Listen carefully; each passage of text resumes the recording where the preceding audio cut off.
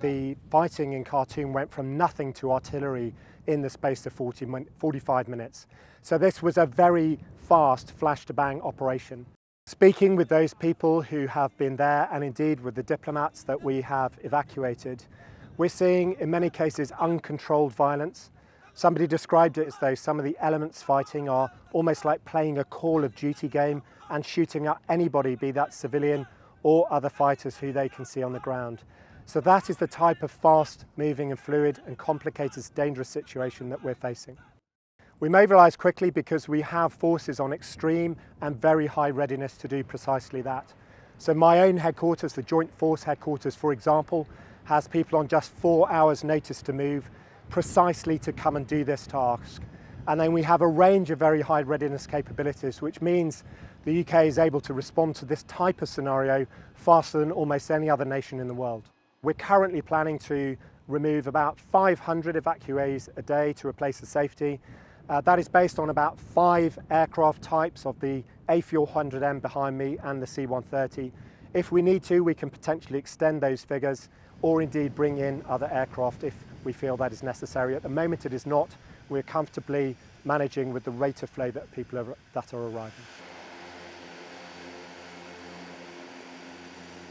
We're working really closely with other nations, of course, and those will be the nations you would normally expect.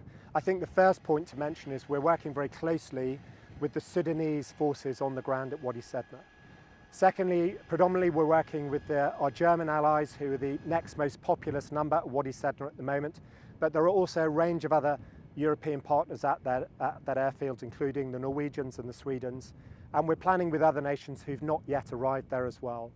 And that means that, as we would hope to do in best practice, this is a multinational effort, helping the maximum number of people get out in the shortest and safest way. And in fact, the government has agreed that the British effort will fill up spaces on our aircraft with people of other nations if we have spaces to help them and move them out as well.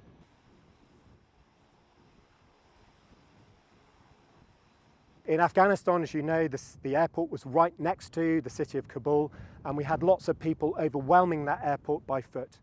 In contrast here we have, if I could just paint a picture for those watching, if you imagine a small UK provincial airport placed into the middle of a desert or bush location about 30 kilometres away from the city, that's the type of situation we have now. So people don't have the opportunity to arrive at that airport in the same numbers. The other difference really is that we had long relationships in Afghanistan with people who'd been working for us over a period of time, and that is not the case, of course, in Sudan.